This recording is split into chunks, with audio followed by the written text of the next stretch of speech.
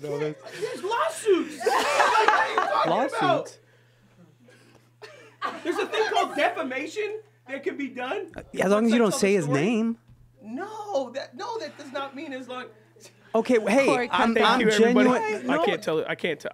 Honest to God, I love everybody. I cannot tell the story anymore. I can't tell it anymore. So it was the guy. God bless you guys. No.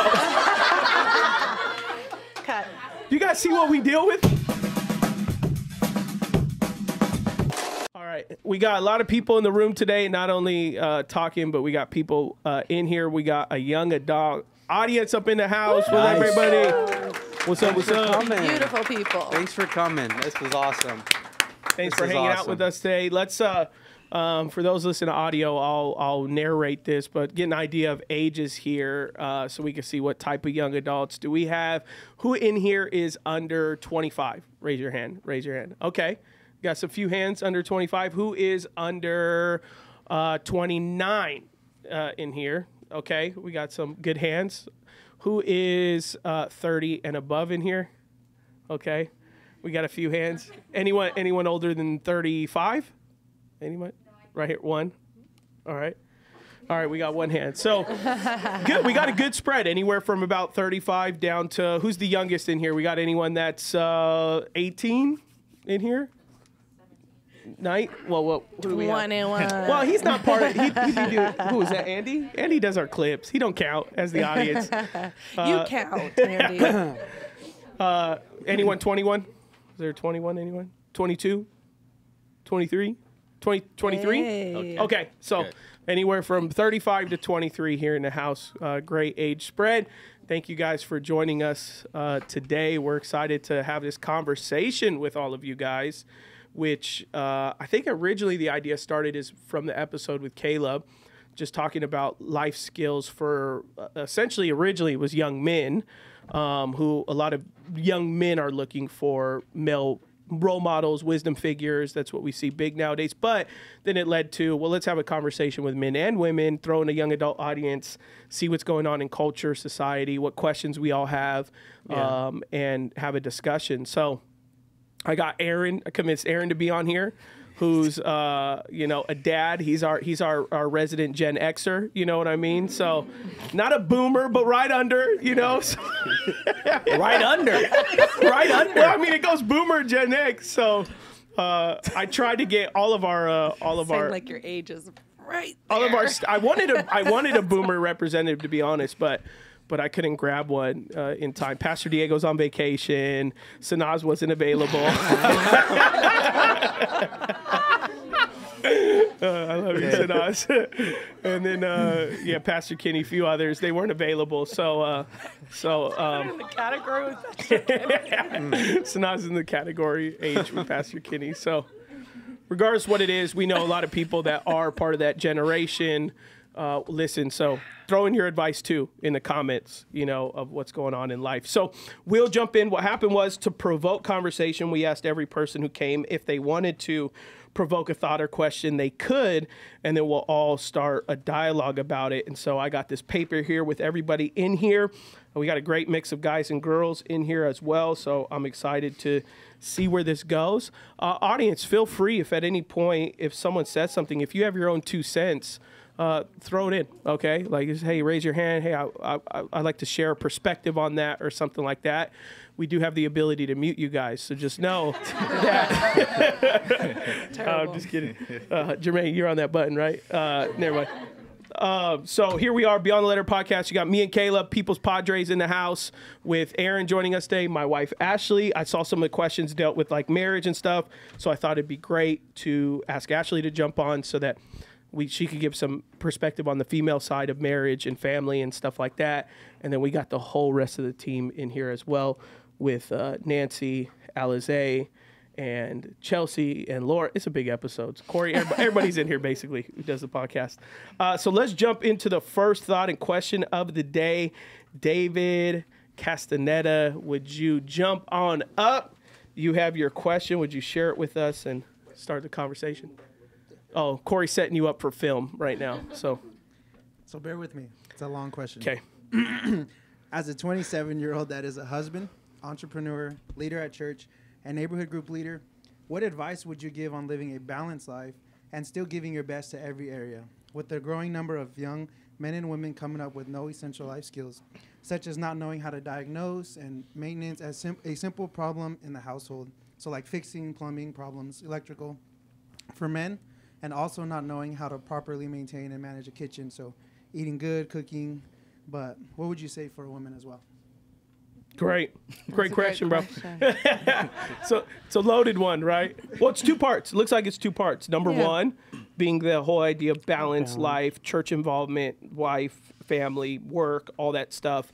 And then the second question is, or second thought is rather, what's going on with this next generation who seems to lack essential skills and stuff like that. So anyone want to answer talk about any side of these? Well, I think the thing when it comes to balance is Adam and I have always talked about making sure that there's unity when it comes to being a balanced life, making sure that we're in unity with that balance. Prime example, yesterday. I'm always one of those where I always have a thought from yesterday or literally in the moment. Adam presented, he was wanting to go out to eat with one of his buddies, and it was going to happen tonight. And I kind of pushed back a little bit. I'm normally never one. I'm like, go, have fun, do this, do whatever you want. But in the moment, I felt I wanted to have that time with him at the house. And so I was able to say, hey, I'm making spaghetti for the whole family tomorrow, meaning today. And he goes, okay, I'll let him know I'm canceling. Because he knew in that moment that family time was something that I found that it was important. I've realized our life, and I've reflected as a wife to be honest and open and say, we've been so busy. I think there's a time, too, where we just need to have that unity to be together. Because once we're together, we can have that dialogue, we have open conversation, we can discuss, we can play with the kids. And it's being honest and open with yourself to saying, am I going too hard? Because at the end of the day, you're going to crash. And if you don't have the balance and the unity between your marriage and in your home, some things are going to get neglected. Some things are going to go by the wayside, and you're going to start to realize it's going to bleed now into your marriage, the prime thing that is important to you. And you don't want that to happen. Adam has an extremely busy schedule. And for me as a wife, I find that it's my job to make sure that the balance is there. Because sometimes as a man, you just want to go, go, go, feed, provide. And if you don't have that, I would say, strong enough woman and confident enough woman in her husband to say, hey, I need you. And I need you to be able to track back a little bit just so we can be good. Then I'll let you go and do 100 miles an hour for the next week. Then I'll bring you back in. So it's that fine balance and confidence in your marriage and relationship enough to say that I trust my husband enough that he's going to hear me and he's going to listen and understand when and not being selfish and understanding as well. So I think that's, for me, is finding unity and finding the balance to say, he trusts me and saying, okay, you know what, I have been out a little bit too much, or I've been too busy too much. I do need family time. So it's just the unity, I would say. Yeah. I completely agree with that. I would also add, well, let me first say this. I think what Ashley said is most important.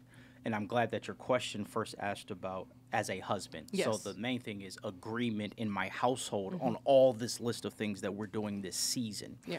And the emphasis is on season, because when you focus on balance, as soon as you're balanced, your season changes. 100%. And then you're going to have to struggle to say, okay, how do I add? How do I take off? So I look at rhythms. What are the rhythms that I'm doing this season that'll be healthy for my household? So the discipline in that is having things that I say yes to and having things I say no to up front. My wife and I are on agreement on those things, and then I have to hold myself accountable to those things. Yeah. My brother, Pastor Adam, and I are doing push-ups this month. And really? How many a day? 3. 200. 200 a day? Yeah, 200 Are a day. you sore yet? I mean, lightly. I've endeavored. It's all in his head. The push-ups are happening in his head. See, I have the gift of encouragement. But yeah, like when I say yes to something, I want to include people that are close to me, that this is what I've committed to, and it makes it fun doing it together. Yeah, absolutely. So that's marriage. Hey, this is what we're trying to accomplish this season. and here's the rhythm for that. Then the season changes, kids, or a new job, or a new this or that. Okay, now it's coming back. Okay, what is the rhythm that is going to be best for our family? So sometimes, okay, I'm not going to lead a neighborhood group this season because as I've looked at the things that are a priority, blah, blah, blah. As it relates to life skills, one of the things I failed at when I was younger is not paying enough attention to what my dad was trying to teach me. So like my dad would try to teach me how to change the oil myself. I wanted to play basketball, so now I had to pay somebody to change oil. Yeah. So I think paying attention to people that know how to do it and being humble enough to ask questions of mentors that can do that. I think there are people that are older than us that will have a joy to teach the life skills. We have to have a pace that says, I'm going to say no to these things so I can add life skills, and I'll add those things later because this season I want to focus on adding these life skills. So it's seasons and rhythms. Yeah, that's good. And to your life skills points, like there's a guy in our church, and they recently moved to Arizona, but Anthony Guillory, he's a contractor, and I wanted to build a partition in my garage to create an office. It was during COVID, and I asked him, as a contractor, can I pay you for your time to teach me how to line a wall up, like where to put the door, because that's all math. That's very difficult. I mean, you go on YouTube and try to learn it all day, but there's a certain element that it takes someone who has been trained. And I said, I don't want you to build the room for me.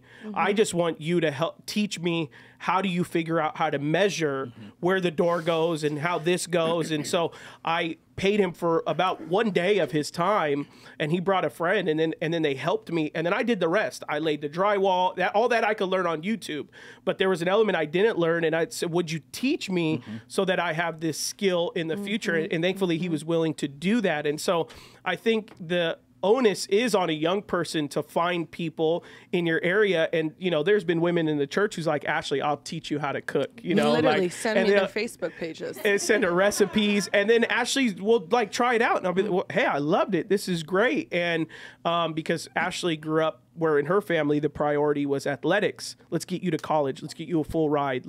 It wasn't the home dynamic, wasn't the priority in the family of that kind of traditional sense where they're home to eat dinner at the table. It's like they're grabbing McDonald's and driving down to Orange County for soccer practice. So, you know, here she is, like that's not our inroad. And so there's women coming around saying, hey, I'll help talk. But even for me, like I had a neighbor who was Cuban growing up. He taught me how to barbecue.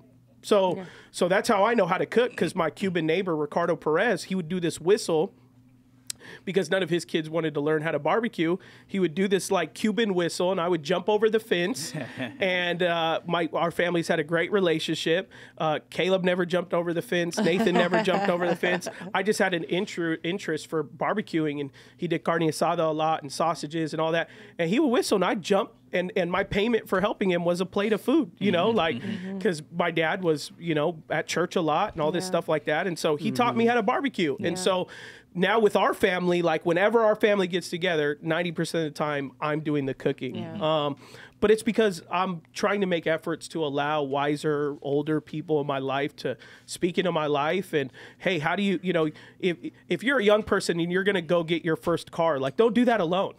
You know, find someone to go with you to like, what's a proper, if you're going to buy I'm doing this a lot with Jermaine right now. They're talking through getting their first house. Like we just went to dinner this week, and half the conversation was interest rates on homes, proper mortgage loans. Should you do 5%? Should you do 20%? Like you need, as a young person, somebody, or you're going to make the mistakes yourself, and you're going to learn the hard way. That even goes with parenting and everything like that. And so YouTube is a great avenue, but YouTube doesn't always offer wisdom in your particular circumstance. So that's why getting around, and that's why Caleb has always, I believe, offered, and I agree, is like, man, church is not only the best place for your faith, it's really the best place for your life. For sure. Because church is the only modern avenue that still acts as a town hall. Like 100%. That doesn't exist anymore.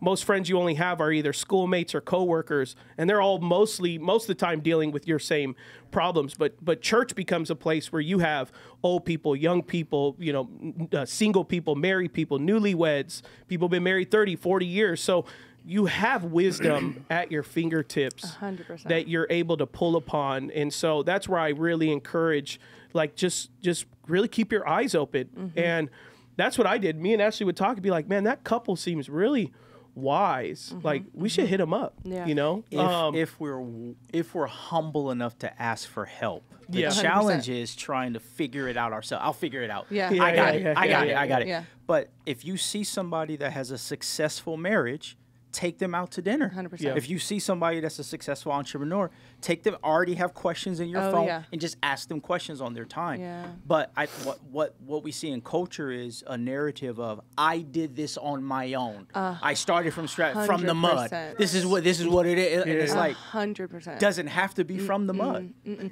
It doesn't have to be. No, it doesn't. And I would say too that a lot of the entrepreneurs, I would say in our church, and I would bet my money on it, the reason why they are so successful in what they're doing right now is because they were so giving on the front end. They were willing to give. They were willing to lose before they win. And I notice, is this true though? Tell me if this is true or not, because I've been thinking about this. The entrepreneurs in our church, most of them don't really have a college education, right? No. So they started with a trade. Yep. They started like art with Hobby, contracting, yep. or however he started.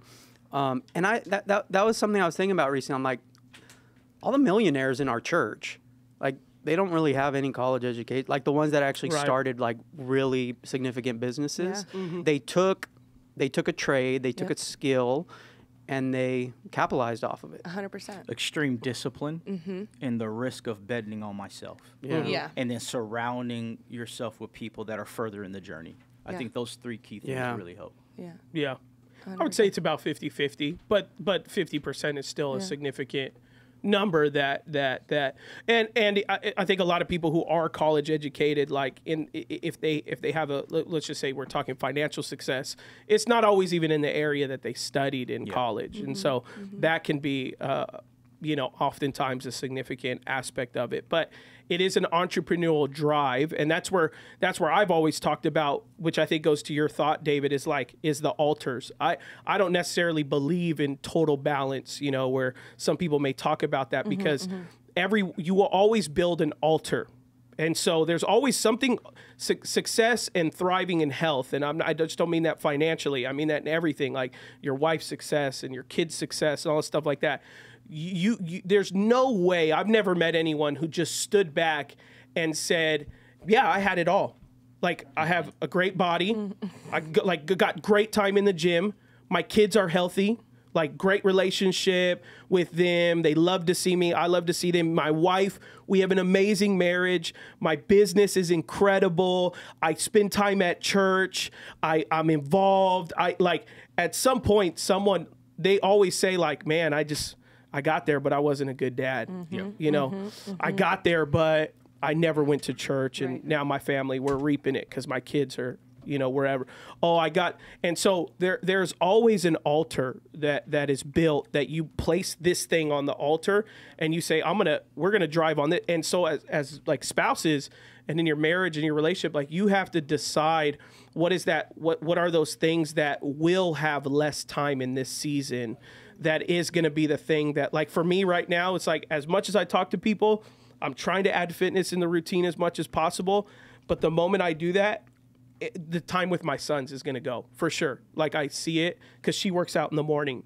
And so I help get the boys ready. So I can't do it in the morning. She's working out in the morning. So I'd have to do it when I get home from work. But when I get home from work, I only get 3 hours to hang out with my sons before they go to bed. So now I'm dropping one of those hours off to go to a gym or go do whatever, come home, shower. And so right now it's like, I have made a commitment in the busyness of my life. My three main priorities are church, wife, kids. Those are the three. Don't have much of a personal life with friends, and don't have much right now time with fitness or anything like that. That is my altar right now. It doesn't plan to be there. I don't plan to be there in a year, but it's where I'm at right now. And am I happy with it? Like, no, but what am I willing to sacrifice right now? None of those things right now. Those are my most important things right now. So you have to really, I think, with if you're single, you have to make that decision. If you're married, you have to make that decision. What are the top priorities for us, and how can we support each other in reaching that goal? For her, working out is like really important for her mental health. So I make it happen. I'll help the boys get ready. You need me to help get them breakfast, cereal, whatever, I'll do it, because that's important for you. And I got to get to work too, but we'll figure it out, right? So it's that idea of we're always constantly communicating and listening to each other on where we're at. Yeah, let me say this. So 4 years ago, I have a noose tied around my neck in my closet. For the span of a year, this happened every day. You know, and just fighting for my life. And so me and my wife got through that time, and I think the whole man or woman can be divided into the body, soul, and spirit. Body, how well you take care of yourself physically. Soul has to do with your mind, will, and your emotions. You know, so various things can help with that. And then spirit is obviously your prayer life, church life, so on. And looking back on it, I'm like, how did I survive that? Because I was in chronic 24/7 pain. Nothing would have felt better to me than ending my life. I'm like, why in the hell do I choose to continue this life of suffering? It makes no sense. What am I living for? And so since I came out of that, everything else in my life is easy now. But, you know, it's like, but that's a gift that I don't wish on anybody. Because when you've gone to the lowest of the low and then you overcome it, everything in life is just easy now. I got everything figured out. Like it's only up from here, right? I can be on the street corner begging for food and I'm up. Right. So, but how did I get through that? It's just like, and how did my wife get through that? Because she had an absent husband, had an absent father. It was a combination of those three things. Like I didn't allow myself to get overweight. I was sedentary for 5 years. You'd think I would be 500 pounds. Mm-hmm. I did not allow myself to get overweight because I could feel when I was eating fast food twice a day and I got into those habits, I would feel how that would affect me emotionally and psychologically. And I'm like, oh God, if I continue down this road, I'm a dead man. Right. And so I had to, okay, look, I got to eat healthy. So I was on opiates, painkillers for a time, and I was feeling the effects that had on me, where I would feel good for a moment, but then after it wore off, I mean, I had no inhibitions. I wanted to drive off a cliff. Mm-hmm. So I was like, okay, well, I gotta get off this stuff. And then, you know, you have your mind. So I got into, for the first time, I got into like psychology. I got into like therapy. I got into all of these things that helped me emotionally with my mind. And that really helped me get through the season. And then spiritually, I'm worshiping, listening to people's testimonies to build me up spiritually. And so when it comes to balance, I think, like Adam was saying, like the average person has strengths in one of those three things. You know, you'll have like prayer warriors in the church that are like super spiritual and they have a lot to say, criticisms about the church, but they're obese. Okay, and God love them, but it's like, so you take care of your spirit, yeah, but you're not taking care of your body. Mm-hmm, mm-hmm. And so it's like, though there is an imbalance there. Mm-hmm. And so for any of us, we got to assess our weaknesses. This is what I said the last time.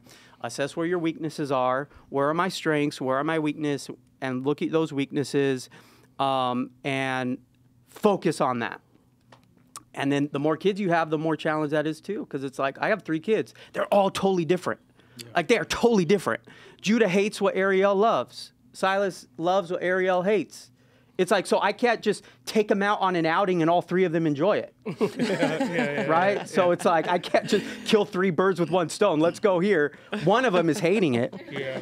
So I have to strategically say, okay, this week is Judah's week. I'm going to do one thing with Judah and focus on him this week. You know, so you figure that out. Yeah. That's good. That's really all right, good. let's go to the next one. I think we have here on the list I have Stephen Mojica. Stephen, is he in here? He's not in here. Where are you, Stephen? Suede Jones. Wasn't Stephen your puppet? Suede Jones. Yeah, my gremlin Your puppet. gremlin puppet? Where Maybe is he? maybe We Caleb submitted that. Question. Hi, guys. Hello. Hi. Thanks for letting us be here. Thanks for being here. Absolutely. So there is constant talk of mentorship in the church and the podcast. How does someone find a mentor at a church this size? I know there's a lot of initiative in our side, like go Yeah. up to someone, ask, see how you can help. Yeah. But sometimes it is intimidating, or how do you know the right person? If you only have a small glimpse into their life Yeah. for the hour that we're here, hour and a half. So can we do like a find the mentor mentee mixer? Let's have a party with the objective and Yeah. Well, here's what I'll say right off the bat. Again, it goes back. We love systems, right? That's what we want, right? But I would say this right now, like, you don't want a mentor who wants to be a mentor, Right. You know, like, so if they, because I hear that from people all the time.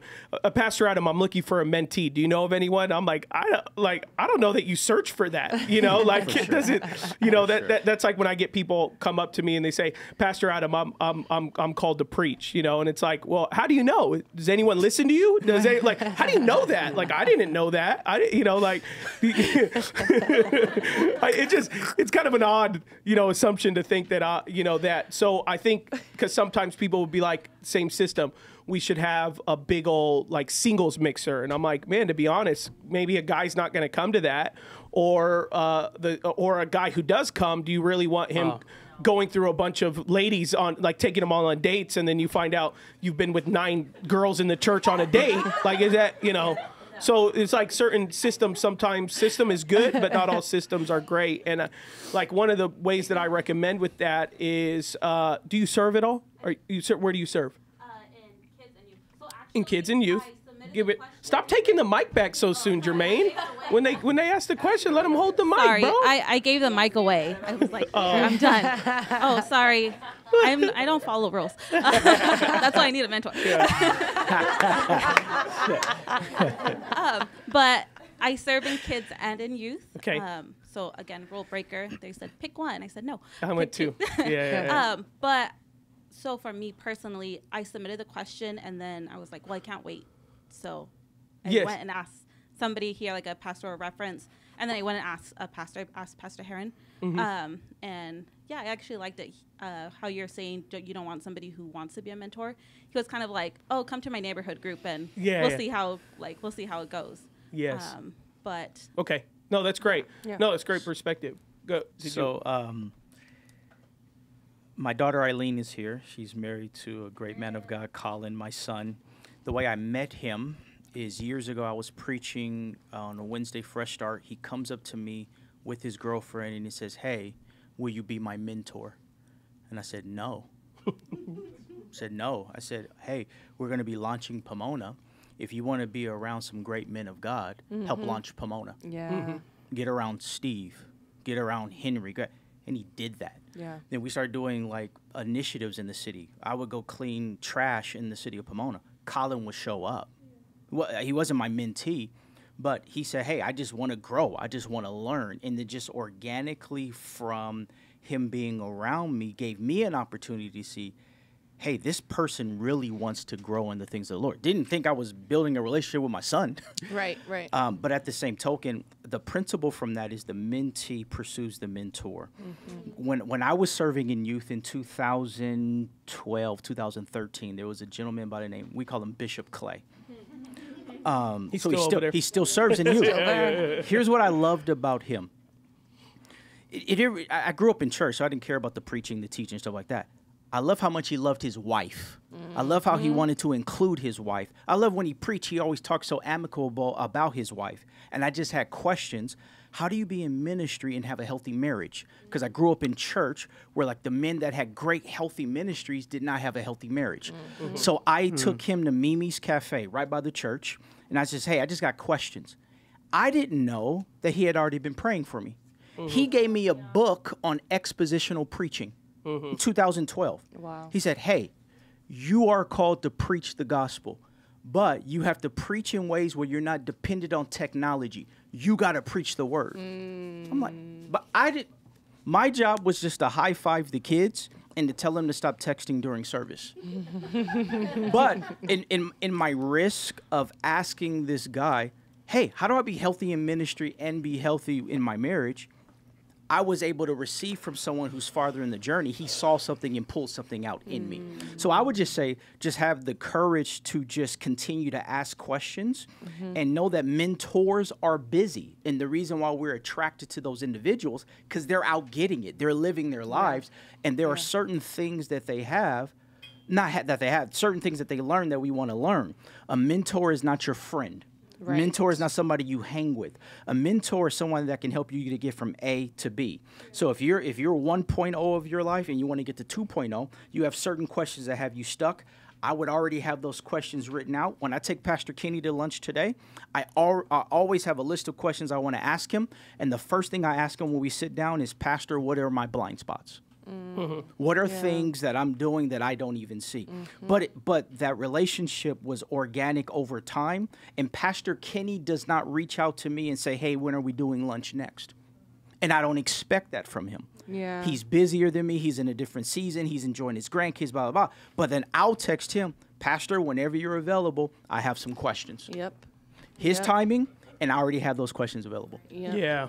And I think like what you're a good first step, because like you said, it could be daunting to go up, and I don't recommend someone just walk up and say, hey, will you be my mentor? Because immediately the person on the other side is like, what does this time commitment look like? I don't know what this person's going to expect. Because there's some people I have said yes to, and then they text me every other day. And then I'm like, oh, I didn't know they were looking for a friend. Because I have no space, I don't have space for even my friends, so, and then you feel bad, and then you're like, I don't know that I have. So I think it first starts, I think a simple way is like, hey, I love the way, whatever stands out, right? I love the way you lead, or how you, Aaron's thing was how you talk to your wife or whatever. Could I ever take you to coffee? Could I ever take you for lunch?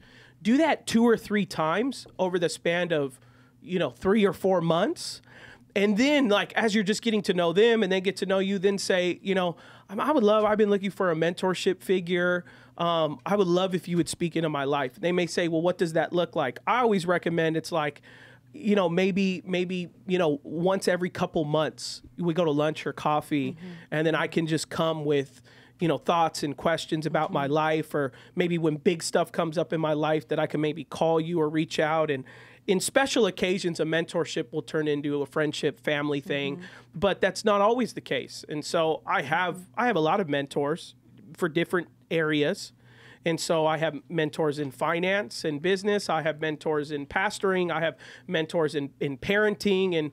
And so when I talk to them, I mean, I literally this morning, I talked to one of my mentors. It was a 6.5 minute call, and I'll probably talk to him in 90 days next. But I got everything I needed from him, it was regarding some church stuff, and he answered it fast, and he gave some rebuttals, and he's like, did I offend you? And I, no, sir, you didn't offend me.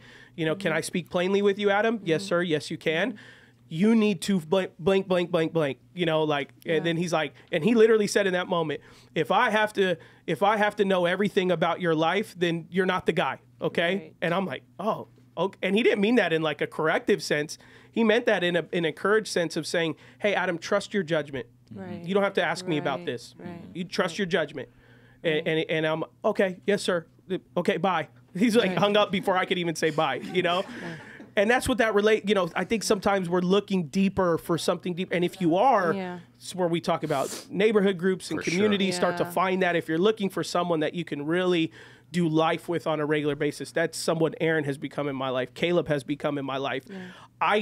All of my life decisions, I'll kind of run through them, but they're not authoritative in their advice back. Right. There are some people who are authoritative, in my life. Pastor Diego, my dad, being one of them. Pastor Gerald being one of them. A guy named Joe Holm who comes to our church is one of them.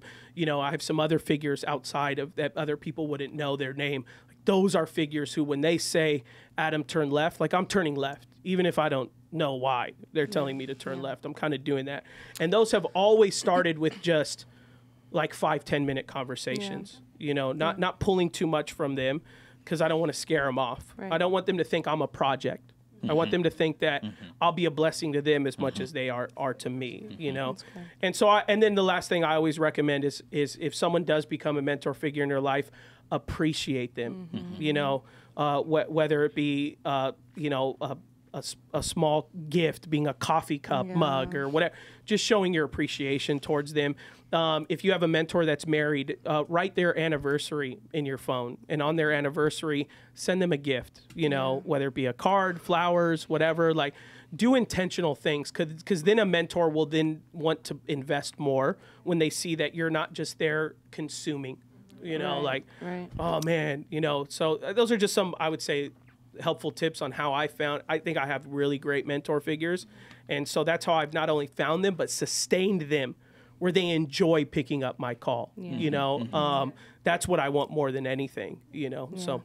I think the one thing you said in the first statement, back to the last question, is we have a lot of people in church that you just start listening to the conversations that they're having within youth, within children of like the older, I would say, as you're looking for a mentor, and they'll start to stick out. And I believe the Holy Spirit will start to stick them out on your heart to say, I like the way they responded in this. I like the way, like Pastor Aaron said, they talk about their spouse. I like the way they talk about their children. Because I will say the same thing about my mentor is I didn't pick her or seek her out until I saw how firm of a foundation she had. She had a consistent Bible study. I wasn't even a part of the Bible study, but I heard about the Bible study. And I heard how the effect that it had on the women in the Bible study. So I was getting that information from other people. Now I've known of this woman, but then I also had to reflect and say, where is she serving? Is she serving in the church? And she is. Is she committed to her husband, which she is? Is she a loving mother to her kids? Yes. Is she a praying mother to her kids?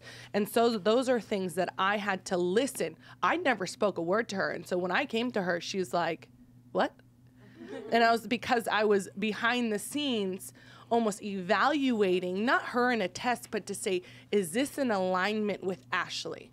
Or is this a selfish need to where, like he said, I need her text me all the time? We do not. We meet once a month, and maybe because our schedules are so busy, or it's a phone call, like he said. It's not necessarily a have to be in person, but if there's ever a point in time that I need her, or she's available, she's willing to be available, or saying, hey, let's prioritize, like you said, let's prioritize a time where I can be available so I can give you my full attention.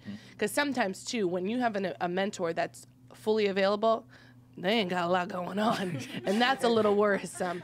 So I think that it's just opening your ears to even the ministry that you're in, and like how Adam said, going into the neighborhood groups and outings and community and generosity center, and putting yourselves in situation around our church, because we have some amazing, strong Christians within this church that are ready and willing to be utilized when you reach them, because she wasn't looking for a mentee.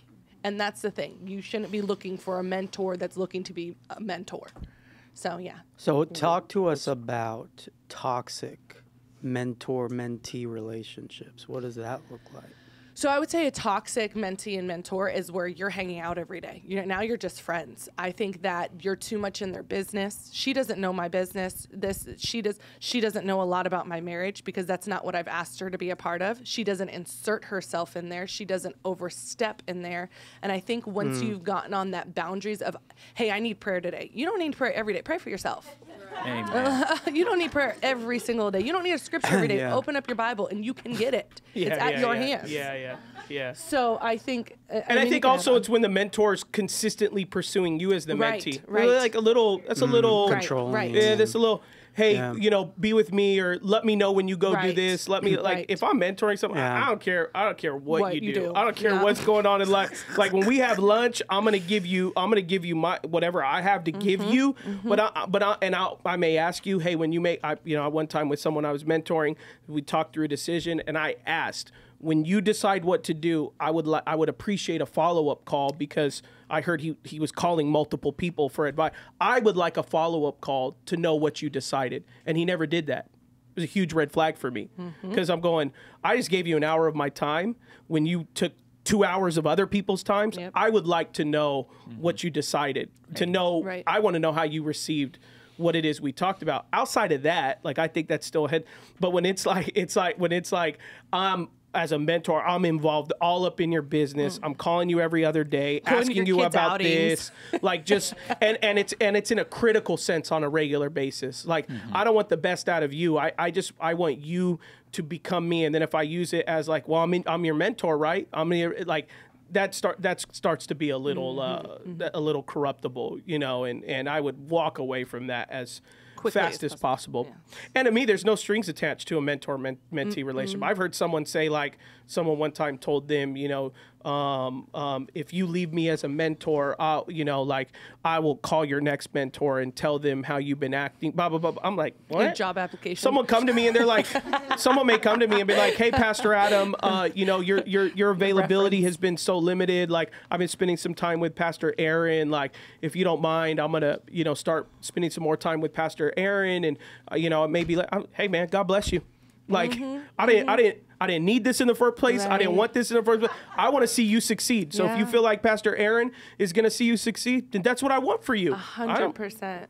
I'm not tied to it. I'm not married to this thing, and you shouldn't be either. Like, the moment I'm not saying just consume, but the moment you feel like, I definitely don't want you using my time just because you feel like you made a commitment. Right. So if you feel like you got what you needed, then by all means, I'll see you once a year, or when we see each other, we'll hug each other, we'll love each other, but move on to the next thing. You know, if someone has a mentor in finance and you've succeeded your mentor in finance and now you're making more, like, you may need to find a bigger mentor in finance. Sure. Like, there's a graduated level, and I want you to succeed in that area. The only one that I think is consistent is if you decide to do life in marriage or family, then that one's probably going to be a little more like line. If I was doing marriage and family and now all of a sudden you're with Aaron, marriage and family, then I'd start having questions, because I think to myself, oh, did you not like the advice we were giving you, and now you're finding someone that's going to agree with whatever sin you guys want to be agreeable. So that's the difference, I think, just seeking through some of those, you know, what's healthy, what's abusive. Let's go to the next one, since we have go through some of these as much as possible. So let's have Deserae, the wife, Deserae Castañeda, ask her question. Chose something. I just noticed they have matching green pants. Yeah. Is David that copied me. There's a lot of green in here today. Yes. Look at that. I didn't know what to ask, really, but It's not a real question. You don't have to ask it. It's not mandatory, Deserae. whatever. I would just ask. I'm 26 years old. 20s can be such an awkward and unknowing time in one's life. What encouragement, advice, wisdom would you go back and give your 26-year-old self? Because I just feel like 20s are like a hot mess. I mean, I'm 26 and I feel that way, so I don't know. It's very chaotic because within there you have college, graduation, first job, career job, marriage, kids. A lot of times that happens before you're 30. So I hear you. Yeah, definitely. Yeah. Anyone got thoughts on that? I mean, I would just say this is something simple, and this is just to the women, is I remember as a woman, you start to change. Like at 25, you're a woman. And so there are things that change, your body changes, your workout routine has to change. I remember Adam was like, whoa, that thing came out of nowhere. I said, I know. I know. She's so lying. I know. Aaron, you already know she lying. You don't know. It was in the metaverse. That conversation happened in the metaverse. I've been in her head. He was happy about it. But I will say that it is harder because I feel like our emotional, and we truly find out who we are as women in our 20s to say this is going to catapult us into marriage as a wife. What does that look like as well? So I think that our emotions are maybe even at an all-time high in our 20s because we're trying to figure out this thing called life as a woman, and how are we going to be defined? Are we going to be the submissive wife, or are we going to be the independent woman? And I think that in your 20s, because at 18 you think you just got it all together, but in your 20s it then defines your 30s, I believe. So I think that it's really having the reflection in your 20s and being not so hard on yourself and giving yourself grace and walk in grace and love with yourself. just because I think it is a defining moment in a woman's time. I can't speak towards the men, but I believe in that time because that's when all the thoughts, am I going to get married? Am I going to find the right one? How do I date? Who should I date? Do I do online dating? Do I not do online dating? I don't know what this looks like. Why don't men court anymore? Why do I feel like I have to court? I just think there's so many questions, and I think sometimes we just have to take a step back, give ourselves grace, and honestly have a foundation in Christ to say, what are my pros and what are my cons? What am I going to apply in my life that is my non-negotiables? And I think that's probably what I would say is in your 20s, finding out what your non-negotiables are in life and finding that balance in order to have a successful 30s and 40s, as I would say. So rich, because you're talking about values. Yes. And that's something I lacked when I was 26. Yeah. Because I thought about, what did I do when I was 26? I was working in a call center at HSBC Finance, and I felt like I wasn't getting promoted fast enough. So I moved to San Diego. Thinking back now, that was probably the wrong move. I would have told myself, you don't have to move your entire life to San Diego to chase more money. Because now Erica and I are in a long-distance relationship. That brings us challenges. Now I'm isolated in my own condo. Bought a brand new Cadillac CTS on Dubs. Thought I was like the guy because I got promoted. I got a nice Cadillac. I got all this stuff. But I was lonely. I'm in a long-distance relationship, but I'm winning because I got promoted. Here's where I failed. I didn't ask people further in the journey. Am I tripping? Yeah. I didn't have any. I didn't have the humility. It was pride-driven to say, like, they're hating on me here. I think I can get promoted, so I'm gonna do that. And what ends up happening is I get laid off 2 years later in San Diego and end up moving to Ontario.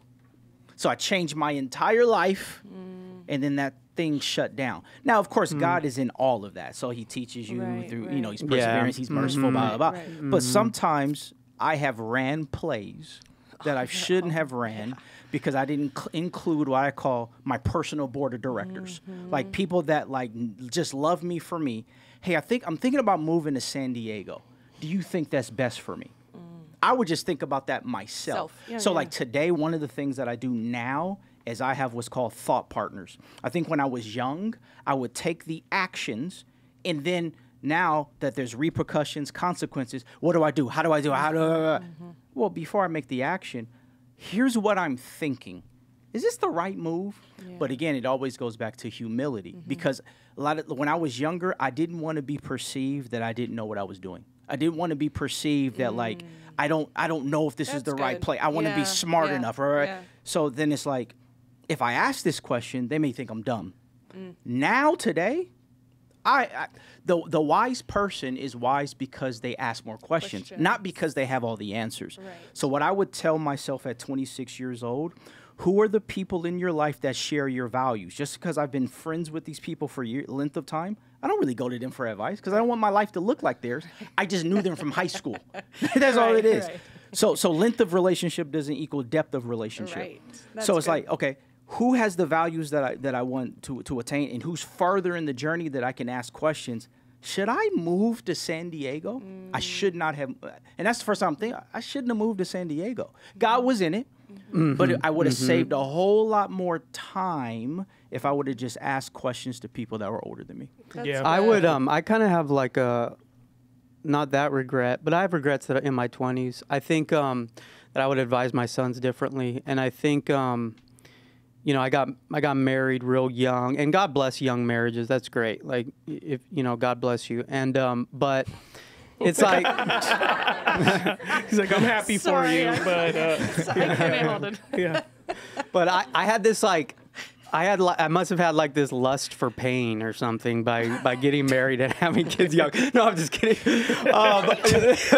But you know, your life is just more difficult when you get married poor and you're young and you're poor and you're living in a freaking rat hole and you just had a baby on your honeymoon and you know and so you conceived on your honeymoon. And for context, like you're like 21, so you're still in school. Yeah. You're just I don't know anything. Base level. Yeah, I'm a baby, and so you know, you don't have money, you get married, you conceive on your honeymoon, you have a baby in 9 months. So, I mean, there are a lot of things I would do differently. I would advise differently. And obviously, you know, God uses it. I don't, no regrets. I don't regret my children. But, you know, so it's like, but, you know, the leading cause of divorce is finances. So fireproof a future divorce by becoming more financially stable. So for men, it would be like get your career in order, get a good stream of income before you even think about marriage. Don't be quick to get married, especially as our culture evolves and relationship dynamics become different through social media and different aspects. I think men need to spend their 20s focusing on themselves, less on their necessarily like their marriage or their future partner, which is fine to date and have relationships, stuff like that. But really focus, like, don't be breaking the bank in your dating relationship. Don't be putting yourself in debt for your dating relationship. You owe that woman, you owe that man nothing while you're dating. 100%. It's not only when you get married that you owe that person something. And so focus on yourself. Build your career, become physically strong, you know, and then have, like we talked about, work on social skills. That's going to take years for young men, you know, to develop those things. And then you're positioned better when you do have a marriage and you want to have kids. You're more mature, you're more financially stable, and you're just going to experience less pain and less struggle. To me, that's wisdom. And so, and enjoy your 20s in that regard. Enjoy your singleness, and that's another thing. Like I've been big on this lately. It's like the single life is Paul's dream life, baby. I mean that's Paul's best life now. Is that single life? So you know, Paul is like, listen, guys, you want to get married, but you're going to have some worldly concerns that I would advise you not to go down. But if you have to have sex, go for it. You have a burning desire. Yeah, I love Paul. Like he would have 30 members in his church if he was a pastor today. But I love Paul because I would be a Paul. I would sit under him. He says the most radical, crazy things that when you say today, it's so politically correct. It's so freaking misogynistic and crazy. But anyways, no, not really misogynist. People interpret it misogynist. But I say that because, you know, it's like, okay, I don't need to be married to be happy. I don't need a relationship where I'm kissing and I'm having sex to be happy. I can be fully satisfied. I could be fully fulfilled being single, enjoying life. And there are those worldly concerns. And so in your 20s, if you're single, enjoy your 20s. A lot of people need to hear this. Like, enjoy your 20s. Don't feel bad you're not married. Don't feel bad your friends are getting married and stuff. Like, enjoy your 20s. You're going to have more money. Go on vacation. Like, enjoy yourself. Enjoy your life. Don't feel bad about that. Speaking of money, this is what makes me so sad. There are married couples that have weddings that are way far beyond their budget to impress people that are not even really in their life. They get divorced and are still paying off wedding debt. I mean, you talk about trauma. If you don't have the money to have an excellent a wedding is a day. A marriage is a lifetime. So have a great wedding renewal. Get married, do it within your budget, because it saddens me the amount of couples that, based upon pressures, we spend all this money we don't have for a great day, as opposed to what are the tools that we can have a great marriage. If I could go back in the 20s, to everyone saying the few big things I would say is telling someone in their 20s, which I'm not too far removed from that, is number one, take a deep breath. Like, just take a deep breath. Like life is not as rushed as you think it is. That everyone, there's this compelling offer on Instagram and TikTok that I need to be 22 and a millionaire with a Lamborghini. Like, it's just, it's a falsehood. It's just take a deep breath, like, relax. Enjoy this time. Like, go, just enjoy, go have fun, go out on the weekends, go, get involved in church, start building values, start building what's important. If you get married in your 20s, start working on communication, but just take a deep breath, just relax. And the only thing I would say, if you're in your 20s, your biggest focus in your life should be getting control of your finances. learn financial habits right away. If you don't have financial habits, learn the 80-10-10 rule really fast. 80% you live off of, 10% you save, 10% you give in the local church. That's it. If you can learn to live a generous life and you can learn finances, if you have a car loan, try to get out of the car loan as fast as possible.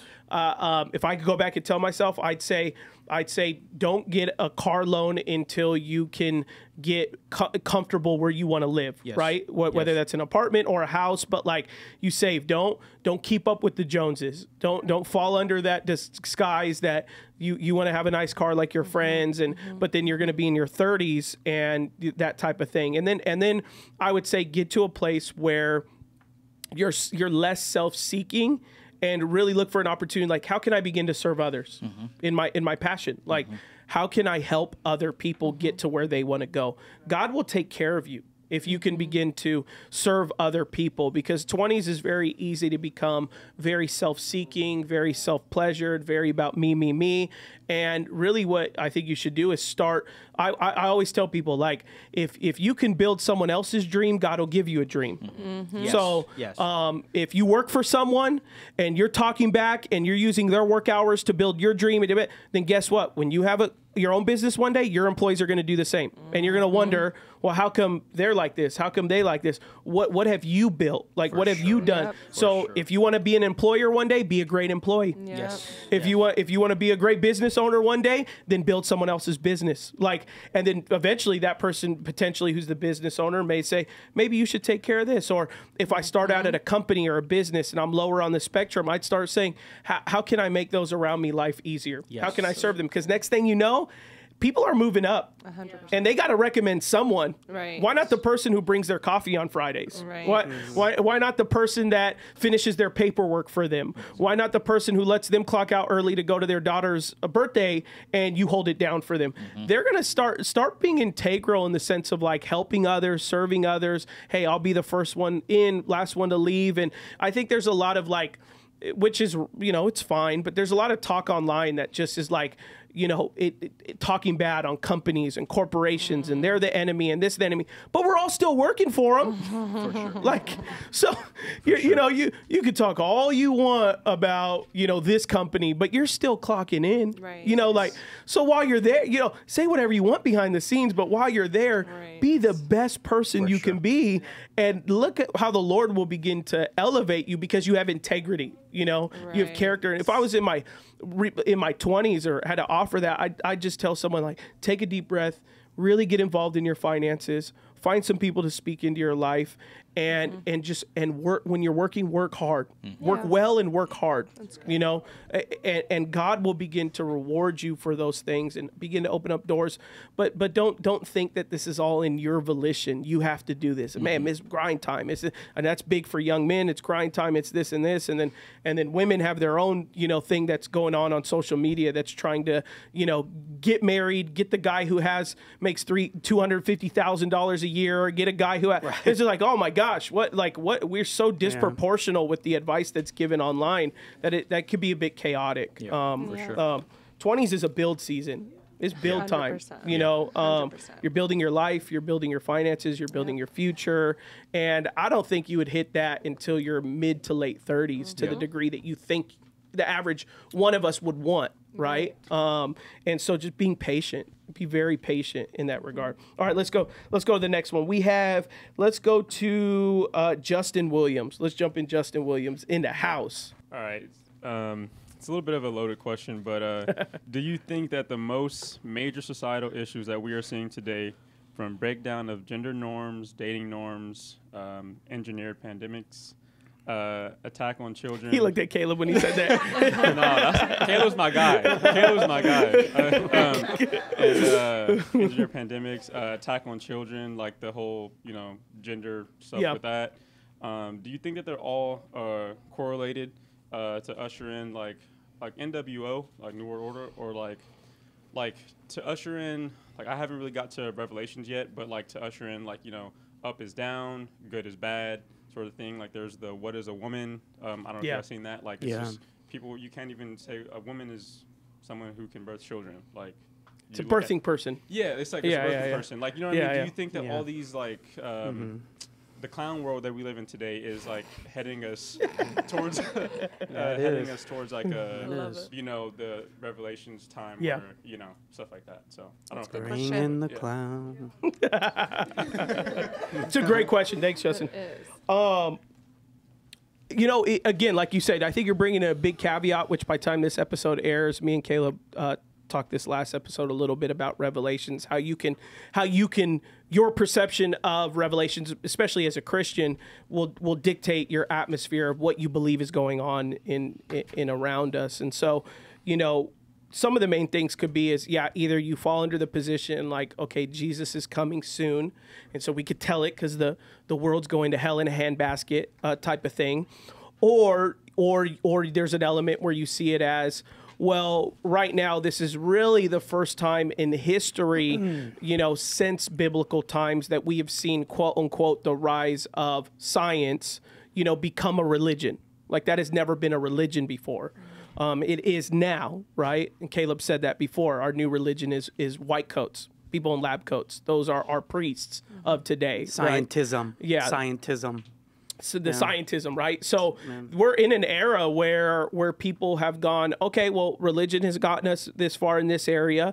Let's see what no religion does. And they have fully embraced it, which you're seeing the foolishness that comes from not the practical elements of science, not like curing polio or something like that. It's like now it's in the sense of, because no real molecular biologist falls under these like gender things and stuff like that. I mean, those are mostly psychologists who have nothing to do with biology, right? Like, so it's like but again, because they're a doctor, so-and-so and so-and-so, and our religion is white coats, it's like, oh, well, they're a form of a white coat, right? And so I think part of it is what we're seeing is the first time this level of religion.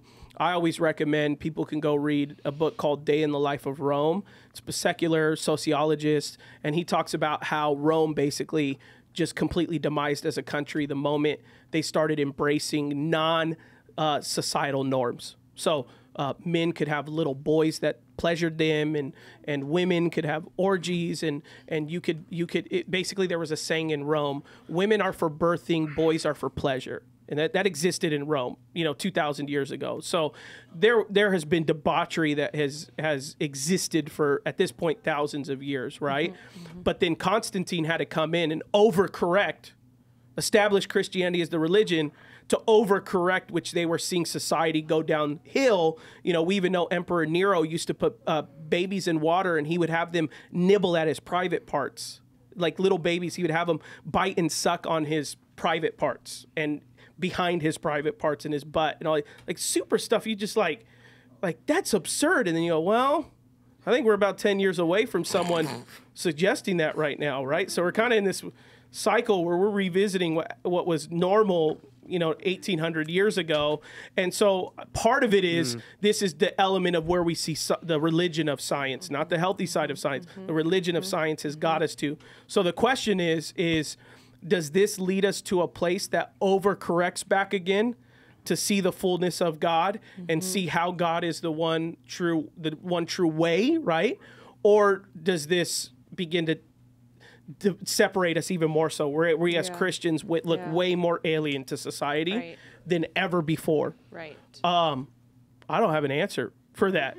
Right. Yeah, the premillennial dispensationalists, who are the popular in our current culture, basically they see the world as, and I've been a student of this since I was like 5 years old, so I know it like the back of my hand. We've been hearing this for my whole life. You have people like Hal Lindsey, you have people who made this concept popular. Or you read the book of Revelation against the newspaper, so you're like, okay, the Revelation is fulfilling what we currently see in the newspaper, and Jesus is going to come back within the red heifers are in Israel. Our lifetime. There's a full moon coming. Yeah. And basically 1946 founding of Israel kind of inaugurated that, and they'll say things like that inaugurated the last generation. It's only going to be, but their predictions never pan out. I've been listening to them, the most popular ones, prophecies, since I was a kid. They never pan out. Right. It's always a new thing, means this, and they thought credit cards was going to be the mark of the beast. They thought Imagine growing up with Hitler rising to power, and you would be certain that Hitler is the Antichrist, right? And so every generation has these perilous times that they interpret. Historically, Christians have interpreted these as we're in the last days. Jesus is going to come in our lifetime. And so, you know, is AI going to be the 666 mark where we have to scan our wrists in order to buy stuff, so on and so forth? Maybe, maybe not. I'm not so bought into it anymore because I've been tricked in the past, and so I more hold that concept at a distance, and I try to see, just try to see it more optimistically, I guess. Well, and I don't want to interrupt you, but I want people to just think about this for a second. And I'm not calling anyone out, but it is extremely lucrative to claim that the sky is falling.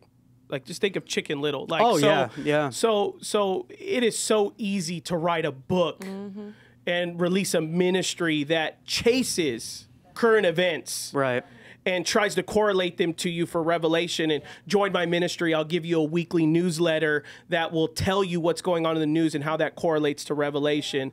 Look at my book that evaluates numerology and how it deals with what's going to go on right now. I'm not saying that's right or wrong. I'm just saying it is far more lucrative to create I call it Christian astrology, to create Christian horoscopes, you know, around chasing what's happening in the times, because we salivate over that. Oh my gosh, like, you know, people salivate over being a Cancer and a Sagittarius and a apricot and everything else that you're supposed to be, right? Like, people salivate. They you know, there's finances all around. There's crystals. There's, you know, necklaces you can get. It's lucrative, and so in Christianity, you know, and we talked about it in our last Behind episode. books. Like, well, millennials, if you're a millennial, we grew up with Left Behind. Right, and we Left were Behind, like, Kirk Hammett stuff. I mean, it's just huge. And hear me out. The people putting it out, I'm not claiming ill intent on their part at all. Maybe it is, maybe it isn't. Maybe they really authentically believe the things they're putting out. I have no claim against them. More so, rather, the business of the lucrativeness of storm chasing, which is current events, Christianity, end times, all that stuff. It's far less lucrative for me to say, hey, I believe that Jesus will not only win in the end, but Jesus could potentially win here on earth. Like, you could actually affect your circumstance and your surroundings if you begin to be a light for the gospel. And you can, then you go, wow, that means I have to work? Like, I got to do something at my job. I got to do something with my family. Like, can I just say that Jesus is coming back tomorrow and go buy the Escalade and, you know, and just not give to the church, because why would I if it's not going to be here when I'm gone, and all these things. So it's like, it takes far less responsibility for many of us, which is why I think the American custom has, well, and you live with fear and easier, trauma. We you know? talked about this on Sunday. We're going to talk about this on Sunday. So by this airs, it'll air it already. We devoted the whole episode to this concept, and just kind of you living under that constant fear and trauma, and reading the newspapers, and allowing that to make you depressed and sad and skeptical and cynic, and that's a real result of a lot of these being overly obsessive with comparing what's going on in the news with the book of Revelation. You know, and I just don't personally, I don't think that's helpful for me spiritually. And also, when we talk about the New World Order, it seems to me, I could be wrong, but it seems to me the New World Order is kind of breaking apart, like their plan, because Russia is very nationalistic, China is very nationalistic, India is very nationalistic. Russia is a great Christian nation. No, I'm just kidding. You know, so there are positive things going on in the world that you can see, you know, that kind of would, because my question is, because a lot of people are thinking along the lines of like, oh, in the world, Antichrist, 666. But when Jesus talks about it, it's like the majority of the world is deceived. Like, the majority of the world isn't going to be able to discern that's happening. But I feel like everybody's talking about it. So everybody's like expecting it. But Jesus said they're all going to be deceived, even the elect. And so, you know, but we're all aware of it. We're all expecting it. So how are they going to deceive us? And especially like when the Antichrist rise up, most of us are going to see for what it is. You know, so how are we going to be? So anyway, so there's just a lot of questions that I have ponder on it. along those lines. But yeah, I guess we got to get Mama Cindy and Betsy Elliott to get off of, what is it, Fox News? Oh, Fox News. Yeah, Fox News. They tell us all the time. I'm like, I have no idea. But even if you're a secularist or an atheist, I mean, they kind of believe the same thing. They think the world is crumbling. Theirs is through global warming, again, science. So, but they believe the same thing. They believe the world is ending soon, and you see the same thing on their end that you do. Christian astrologists is like the global warmingists were like, hey, in 5 years we won't even be able to breathe in Los Angeles, and that was 15 years ago. Right. You know, so they're throwing out predictions that, when they're wrong, all they do is go behind the scenes and change the math and come back and say, oh, the math has changed. And I believe sometimes Christians will do that, is they'll get a lot of views on YouTube for a sermon about why a particular president will be the last president. And then next thing we're voting for the next guy. Right. I thought this guy was supposed to be the last guy before he made us join, you know, another country, and you know, he's going to be the guy that brings his demise. And then they go, oh, well, they come back, well, the math changed. It was headed that way, but because I heard he repented, then God changed. You know, you're like, and I think it is good to be discerning of the times too. So like that doesn't mean like don't be ignorant to what's going on. Sure. Right. Especially, well, I think alternate media right now is the best source. Fox News, CNN is trash, propaganda, garbage. But alternate media, you know, really like it is beneficial. Understanding about vaccines and understanding from other like great minds of our time. Wait. Great time of our minds, like this one Padre Caleb, who talks about circumcision. And so, you know, it is wise to understand these alternative media outlets in order to discern the times, understand what the elites are trying to do to us, and to govern our lives accordingly. So don't be blind to what's going on in the world, and don't be naive, but also like just don't like be cautious with these prophetic voices that are telling you the world is going to end in 20 years or Justin, next you got year. something? Yeah, I just wanted to add to it too. I wasn't like regularly going to church. I wasn't regularly going to church back in like 2020. But I did notice during the the family appreciation night, Pastor Diego said that it was like very tough on him when he lost a lot of the congregation or participants because of he opened up too soon. So I want to give you guys your flowers because I know you guys said that like you guys got backlash for it or whatever. So I want to give you guys your flowers because I'm kind of a conspiracy theorist or whatever. But so like I think it's fun. It's tough. I know it's tough. So I want to give you guys your flowers. Thank you, man. It's dope that you guys opened Thanks, up. man. Thank you so much. I appreciate it at that time. So. Thank you, right man. On, man. Thank you. I'll right on. I'll show you some of the emails one day that I got back then. Aren't they still coming in? I'm kidding. Yeah, they still come in. Thank you, brother. Yeah, I think it's healthy in the. That's where I tell people is you know, you have to follow your convictions. You got to follow not necessarily whenever someone comes to me, hey, look at what they're doing. Look at what this church doing. Look at what these Christians doing. I'm always like, do you want me to do it because they're doing it? Do you want me to do it because that's where my conviction is leading me? Yes. More than anything, that's what I want you to do. I would want anyone here, anyone in the church, like, be a part of something as your convictions lead you. Don't blindly follow. Like, why are we holding this sign? I don't know. They told us to come here on a Tuesday, and I've won no one to the Lord in 6 years, but I've showed up to every protest in existence. You know, it's like you know, making the gospel the main thing, which is to, you know, seek a life after others, share the gospel, share with them the hope of humanity, which is Jesus, and asking myself, how am I doing that? And as I love, I love politics. We don't talk about it too much on the podcast because we just don't believe everybody's level of maturity is at the same level. So we don't dig into it too much. But in my personal life, I mean, I'm always like, yo, what's going on political? But I don't always lead that to be like, but that's why I need to do blank, or that's why I need to do blank, because I feel as though my job is to share the gospel. And if something that I actively participate adds to that, then I will do that. But I'm not always going to be sold just because this guy told me that I need to go and do it. We need to really think for ourselves. And like Caleb said, not be naive. So for us, we were thinking about putting Matthias in public school. And then during COVID, saw some of the curriculum that's being put out and all this stuff. And we're like, well, he's going to private school. Like, it's set. You know, we're not going to be dumb. You know, well, we're not going to take every vaccine that every, you know, lab coat tells us to take. We're not going to, even for our son, we've opted out for some. Like, we're going to, but that means you got to put it in your hands, research yourself, study yourself approved, understand. And a lot of us go, I don't want to do that. I don't want to do that. You know, like, I just tell me what to think. Tell me what to do. And that's what we prefer. And, I'm not a fan of that, you know. But I have a rebellious spirit, so that's why it's like that way. Let's do a few more. We got Angie in the house. Angie, why don't you wherever Angie's at, if she's here, stay. Oh, there she is. So I kind of want to set the scene. Wait. Ooh, yes. we need to I kind dim of the want to set the lights. scene. I'm kidding. Well, a little bit, just because it like when I wrote this question, it was kind of like, oh man, like I was catering to Caleb, you know. So you want Caleb to answer it? So it's in the middle People of love like to get Caleb pop off.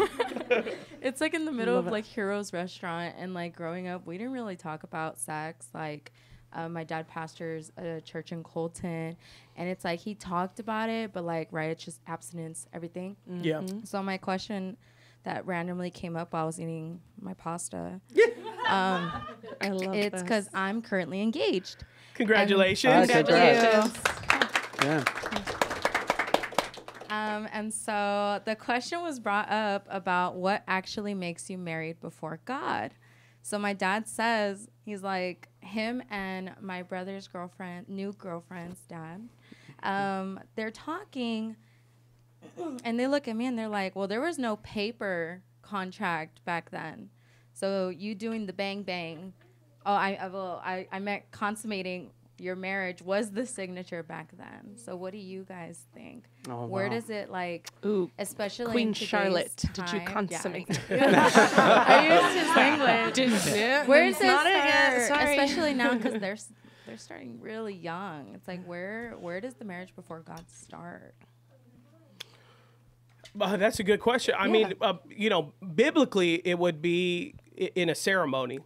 Consummation finalizes it, but you know, go study, you know, Jacob, you know, and study Jacob when he's talking to Laban, and then he's trying to get Rachel, and then he gets the sister. Well, the reason why he was tricked was because he performed the whole ceremony and didn't find out until consummation, which was by late at night, and he couldn't see her in the tent. So historically, in every culture, there is a ceremony of union that's in a Hebrew custom, that's in a Muslim custom, that's in a Buddhist custom. Like, there is a ceremony that performs that basically represents within the community and within others, this commitment is taking place. Yeah. So I believe, since marriage is a gift from God, you look at almost all cultures have some type of ceremony. Right. Because it's a moment before God and other witnesses that you're supposed to make that commitment, the vows, and however they do it, whether in Africa they do it one way or others in the Christianity we do it a particular way, and in American custom for us is the privileges of documentation, because you get tax benefits for being married. Yeah. So like, why would you not want to sign a paper and reap, you know, the benefits of being in a household together, like in a taxes sense, right? So, but yeah, like someone could come to us and say, oh, well, I signed a marriage document, but guess what? Even if you go to the courthouse, just signing a document doesn't make you married. If you go do a courthouse married, one of the judges or one of the officiators still has to officiate a ceremony. Yeah. Yes. They make you make vows. Right. Nobody, there is nowhere that will just say, oh yeah, come get these papers and sign them, and that makes you married. No one does it. Right. And so even in a legal sense, they believe consummation is the finalization and the celebration of the wedding ceremony. And so ultimately, when I talk to couples, they're like, do I have to get the paperwork? Do I not? Do I whatever? My biggest thing is, I think there should be a ceremony surrounded around it where you make a commitment before God and others. And you're going to have to consummate, because now you celebrate your marriage. But at the same time, because the consummation thing can get you in a lot of trouble, because that means the 17-year-olds who lose their virginity in a back of a pickup truck out of high school means they're married now. No, they're not. Yeah. No, they're Adam's not, like Solomon then. Yeah. He's had plenty of wives. Yeah. He's got a lot of wives out like there. Solomon. So yeah, just consummation isn't Living that that Solomon isn't the act of marriage, and I don't think any culture believes that particularly if you have sex with someone that makes them your wife, there still has to be a ceremony. Even in like Muslim cultures, if you have sex with a woman outside, oftentimes they'll say, now you have to marry her. But it didn't mean that moment was the marriage moment. So that's where I would give not only a cultural re-break of it, but also the biblical sense of it. I would just also say that there were wives and concubines. So what is the distinction if that man was having sex with both? Correct. And it's the ceremony and it's the vows. So. Yeah, That's good. for sure. You have any other thoughts on it? Oh, I was thinking, I was like, because when we talk about it, it's so that's not like his fault. This is the first time he had ever brought up, because of course it's ceremony, like we talk about these things, and it was funny how they were just talking amongst themselves, and my dad looks at himself. He's like, well, I have one wife, so I think I'm fine. Like his past life, of course. Yeah. So and then they look at me, and I'm like, I'm open, but not. I'm pretty open about it. I'm like, I've been with one person, which is my fiance now. Yeah. And it's like, I'm like, oh, cool. Like, we've been my one and only person, my first boyfriend, everything. I'm 23, and we're getting married hopefully at the end of this year. Awesome. And we're like, okay, cool. Like, we're fine because we were wanting each other's. So that was the argument, was like whoever you've slept with is technically your spouse? It was kind of like they look at me and they're like, move out because you've been married for 6 years. like messing around. Yeah. Like, they're just like, Okay.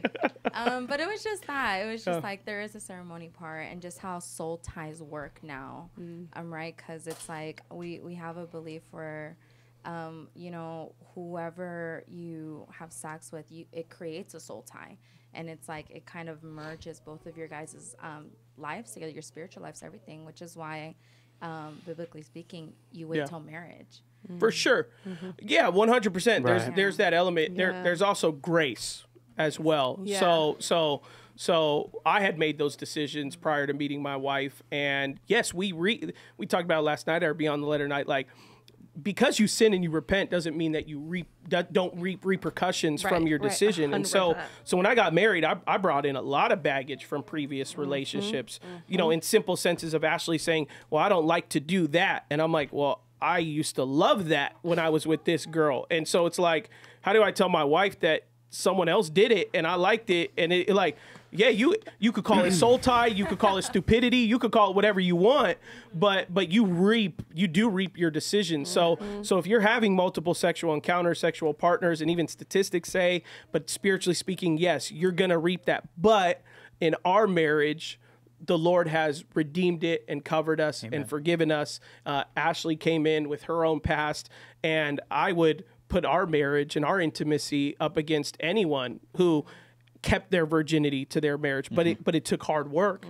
It took hard work for us, grace, communication, forgiveness. And so there is, just to give, you're right, I just want to leave room on the table for those that were like, well, shoot, I didn't save myself for anyone. You know, means I'm destined to, have challenges. You know, it's like, well, you just got to, you need therapy. You need to work on it. I mean, maybe you don't, maybe you don't, but there's a such thing as pair bonding. And that happens when you become one flesh through sexual intercourse with a man or a woman. And it does affect women more as far as that connection goes and that pair bonding. And so biologically, you are going to most likely, when you get married, you need to see that as something that you need to work on. You may need therapy, you may, a lot of things, but just don't be naive to that, because statistically, statistics are statistics. Biology is biology. You reap what you sow. A virgin who gets married is 90-something% more happy in their marriage.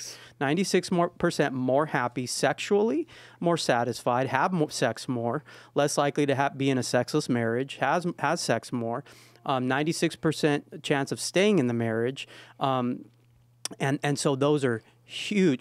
Christian or not, this ain't even a spiritual thing. This is just a biology thing. And people, even in the church, because we can over-spiritualize things a lot of times, you need to be aware of that biological effect that it has and be mindful and work on it. Yeah. 100%. I would just say practically, just the more you date and break up, date and break up, date and break up, you're training yourself when you're married. I don't have to stay committed. We have a change of season, and I know this muscle already. So, okay, but what have we done for the last 7 years? What have we done for the last 10 years? When it doesn't work out, when it gets to unhealthy conflict, when it gets toxic, then it's the end of the road. It just so happens that we're married. Right. So the only option that I know is now divorce. 100%. But when I was single, it was just break up. Yeah, Yeah. it's the fight of the flesh sort of thing. And that's kind of what we had to do at the beginning of our marriage, is the fight of the flesh of like, yeah, no, I don't want to do this anymore, because it was perceived as bad prior because I was sexually active before marriage. So these things that I did in my past relationships, I'm like, but you're my husband and you're supposed to respect me. And he's like, but I like those things. Let's do it. And I'm like, but no, it was wrong because I did it before we got married. And so it's something, the fight of the flesh, to where you just want to, like you said, the break up, get back together, break up. And it's like, yeah, I don't feel like talking to you today. And it's like, no, that's not how that works. Yeah.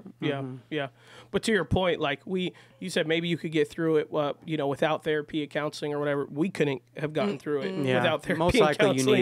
You need it. Like, most likely you need it. If you don't step into your marriage at being a virgin, then you will need some type of counseling, therapy, effort at something like that. I mean, me going in my marriage, I had a consortium of sexual partners, pornography, you name it, I had that bank in the back of my head. So instead of, boredom comes in the bedroom, I got a bank to pull off of rather than this aspect of like, me and my wife got to get through this. It's like, oh no, well, I could get through it partly on my own. I got all these memories, all these things, all these, and so there's a danger to it. And then there's a negative spiritual bonding to it as well that has to be broken, has to be released.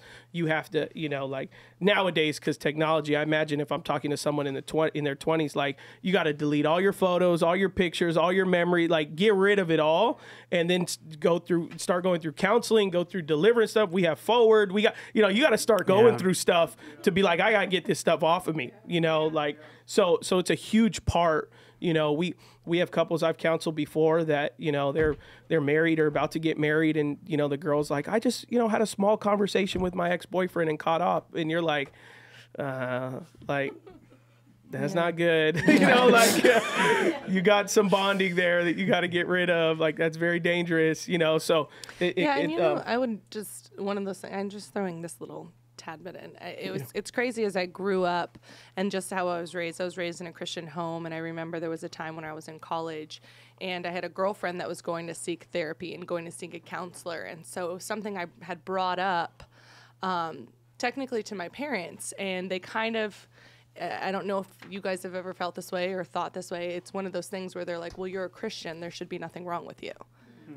You're a Christian. I don't know why you need to go to therapy or counseling. And it wasn't in a negative way, but they were, I guess, putting in a sense of like, what can't God fix that a therapy is going to fix? And most of the time I realize that now being a parent, it's the conversations that I now need to have with my husband, or I know that I'm going to have with my kids, that it isn't a bad thing. And I think we've trained our minds so much as Christians to say that therapy is bad. Why just open up your Bible? You don't have anxiety. You don't have depression. Read the scripture. And sometimes I have now been in this new season where I've had to, in a sense, repent because I was brought up in that light to say, I don't know how Christians are. Why are you struggling with anxiety? And not realizing now if I go through a season of that, how am I going to get through that when it can't just be, not to say the scriptures aren't going to be pure and true, and that I read them over my life and speak them into my life, but sometimes too, I think an open, honest conversation with somebody that, like you said, has either gone through it or been seasoned or trained in that as a therapist or counselor. I think sometimes, like you said, take that deep breath and say, hey, I really do need to talk this out. I really do need help in this area, and it is okay that is needed. So I think sometimes I would look at it as a bad thing. Like, you need therapy, something's wrong with you. You need counseling. Oh man, you're far left. Like, I don't think there's ever coming back.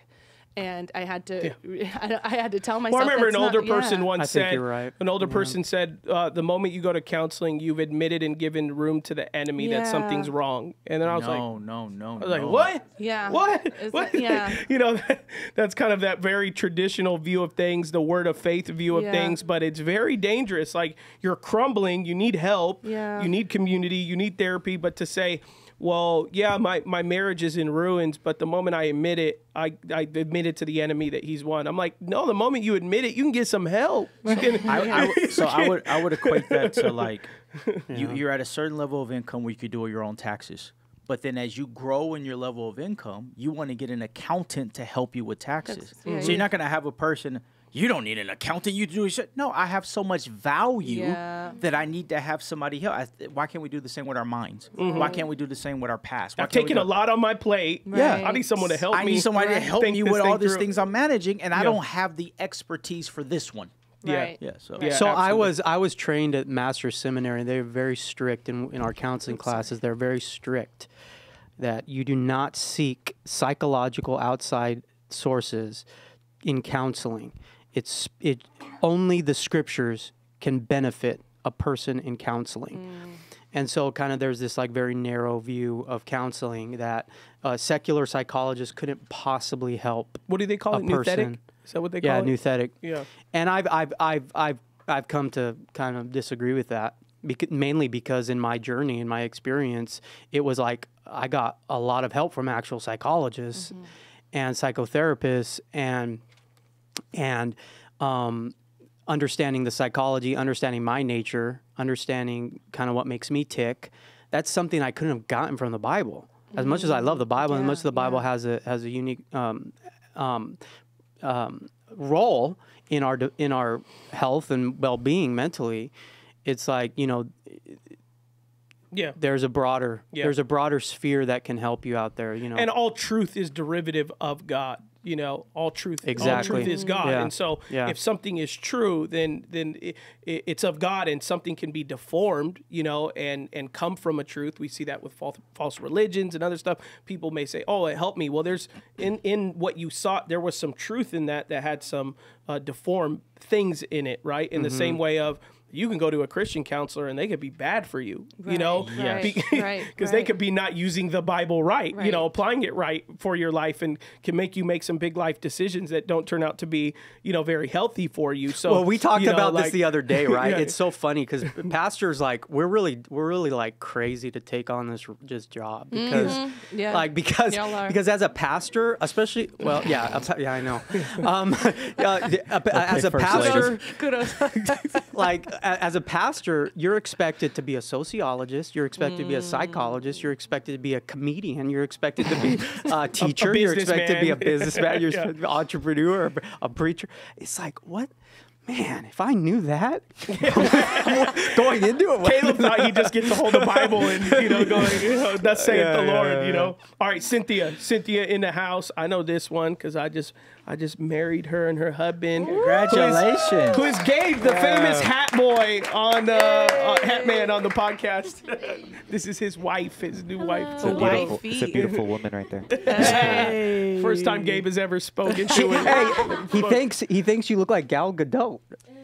Which is a great compliment. Oh, yeah. Yeah. Wow. Okay. Yes. Very pretty. So yes, your man loves bragging about you. So we are aware of your Gal Gadot. Thank you guys for having us. Absolutely. So this is my question. As I've gotten older, I've realized I've become more introverted. I just graduated college and just recently got married. Growing up, making friends was really easy, and now I feel like it's a little bit difficult to maintain new friendships. I think that it can be very common for young married couples to get comfortable just being with their spouse, especially me just being married. I just want to be with him all the time. Not surrounding yourselves with other married couples or even being in community with other people. I don't want to be in that position, and making it being difficult to make new friendships. What's something that we can do as young married couples to avoid being in that position? It's great. It's a great question. Great question. Yeah. How long you been married now? A little over a month. 30 days. Yeah. Nice. Like 40 days. Right, Awesome. right. Eileen, would you say that I'm an extrovert or an introvert? Introvert. So I would have always said I'm an extrovert. But I might have been an unhealthy introvert. So to answer the question, I think it's all about seasons. So what I've learned about myself, I get fidgety if I haven't had time by myself. So my time by myself is running. That's the time where I could just be just free, right? But what I also recognize is I really value my marriage. So if I'm really going to value my marriage, I have to have people that love my marriage, and I'm spending time with those people, and they're open to know about and can correct my marriage, because marriage has complexities, marriage has hardships, marriage has great days, marriage has bad days. So I have people in my life that I would laugh with, and people in my life that I'd cry with. I think we need that. And you don't have to always be spending time. Like, you're in a season, you just got married a month ago. Enjoy that time, and we need people that just respect that. Like, we're not going to put pressure on you. Hey, you just got married. Enjoy that. But don't keep everything to yourself. Right. Here's a principle that I have for my life is that, like, I don't have to share everything with everyone. But I don't think there should be anything in my life that not one person knows about, because that's where the enemy can start to win in that area. Yeah. So as it relates to marriage, you don't need a whole group of people. You can have another married couple. This is my safe circle to where, hey, if something goes down, this person loves me and my husband. Sometimes in married couples, we don't have that, so we go to mom. Or we go to dad, or we go. So then what Ashley happens responds on this whole podcast like an old black woman. So I just told her stop. She's like, girl. Like,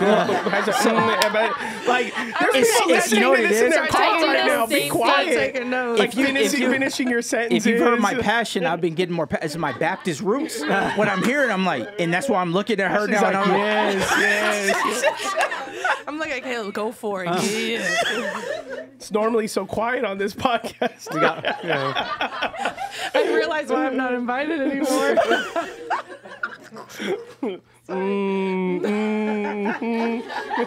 Like, geez. I think here's when you know you have a married couple in your life that you're safe with. They can come over and you don't feel like you have company. You don't have to entertain. You don't have to clean up. You're just there. No agenda. We're just free. So that's a safety, and that doesn't have to be broad. And that couple understands when there's seasons where, man, things are busy, and I'm just with my spouse. I'm just with my kids. I'm doing it. But I know I have people in my life I can go to when needed. Right. That's good. Yeah. That's good. No, and I would say, too, when Adam and I first got married, obviously we had our little ups and downs, but for majority of the first year, it was us figuring out us. And if we had distractions, that's where things got messy. So we tried to figure out, okay, trying to find the balance of marriage, trying to find who will be in our friendship circle, who will be that community, who will be those friendships. But I would say the first year, we really focused on each other because we knew we didn't want kids. So we said, let's enjoy this married life. And then we had our ups and downs, which we didn't need not that we didn't need the relationship. We had the one true friendship between Nathan and Sanaz that was able to speak into our life. But I think if we would have had all the other noise, it would have just been too chaotic for us because we were so fresh in our marriage and trying to get to understand each other, learn each other, love each other. What does this love look like? What does struggle look like? What does resolution look like? And so for the first year, we had a great time. And then as the year progressed, then we started having more where we started to fresh start Sunday nights and getting more people in our circle. So I think naturally it will come as long as you continue to keep yourself available to those relationships to happen. And then also finding maybe even just one good girlfriend. I have one girlfriend. We meet maybe once a month and we get lunch, and she knows one thing that's nice is she's not married, but she knows that I'm married. She knows that I'm busy. And she said, I like time with my friend. it's not an everyday friend. And you can be honest with people nowadays. You'd be like, I am not an everyday friend. We are not 18 years old no more. We are not in high school. We cannot be around each other all the time. And they'll understand. And I think that well, they may not understand. May not understand because they aren't. That's life. But yeah, you know. So I think it's finding that one good friendship. I would say that as a girlfriend, you don't have to have all these friends. I would look at our life and say we have acquaintances. I don't say we have tons of friends, but we have good accountability. Yeah. We have good friendships. We have good relationships with couples. Yeah. And then most of the time, the family aspect comes in where your friendships become family. And like you said, you're just comfortable at somebody's house where we don't even talk. We'll literally go to Sanaz and Nathan's house. We'll be like, you all want couch time? And literally this is all we do.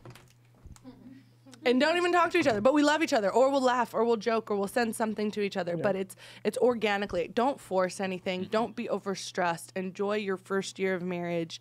Enjoy constantly consummating it in your own time. And yeah, Gabe, you can keep laughing. Yeah.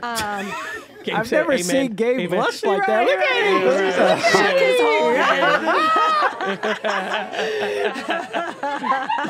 him. Yeah. Hiding behind the hat. What I'd also say is when you're in your 20s and kind of 30s too, is what I've learned, and I talk to other people, is like you're going to go through a lot of cycles of relationships. Mm-hmm. So more than likely, I hear this all the time from people, more than likely whoever was in your wedding party, you're probably not going to be around each other as much in the next 10 years. And that's not, I did your wedding. I'm not paying attention to whoever was in your wedding party or whatever, making that a statement. But that is what people tend to say. Like, in my wedding, there's outside of my brothers, there's only one person I still talk to that was in my wedding party, and so that's a very common, and I got married at 25. So that's a very common occurrence. So what I've kind of tried to live my life of is to value relationships, but hold the individuals loosely because you guys change. And your seasons change. So a core value of mine is being in community and relationships. But over the years, those individuals have been different.